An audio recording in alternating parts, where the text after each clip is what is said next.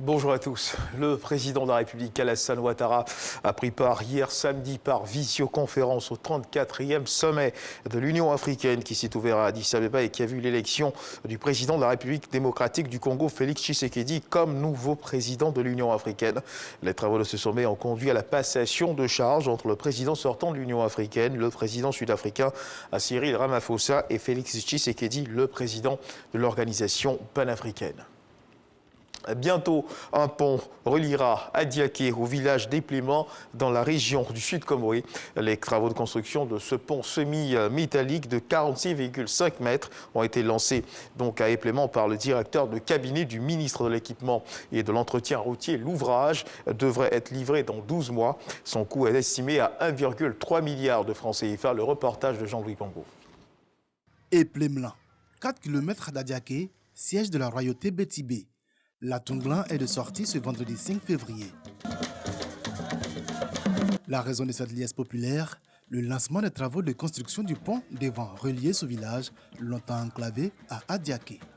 Depuis que cette voie est tracée, c'est nous-mêmes qui avons fait ce pont-là en bois, selon nos propres moyens. On a mis le sable dessus, bon, ça fait que les voitures ont la possibilité de passer et circuler librement.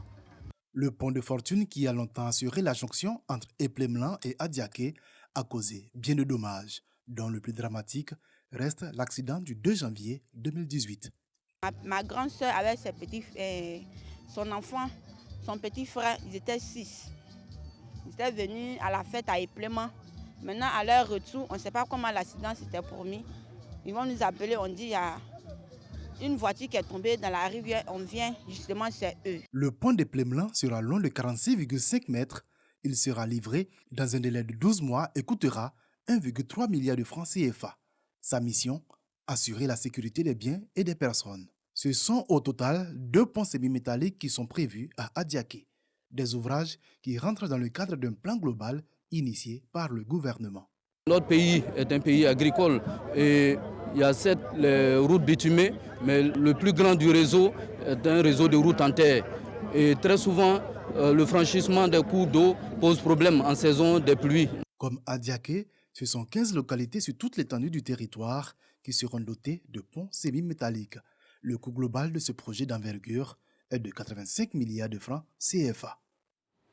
Et puis sachez également que le centre de prise en charge de formation et de recherche sur le VIH-Sida étend ses activités à la prise en charge thérapeutique des hépatites, une action qui vise à améliorer la qualité de la prise en charge de cette pathologie dont le taux de prévalence se situe entre 10 et 13%. La cérémonie de lancement des activités s'est tenue en présence du directeur général de la santé, Mamadou Samba. Dans l'actualité internationale au Tchad, le président tchadien Idriss Déby, candidat pour un 6e mandat.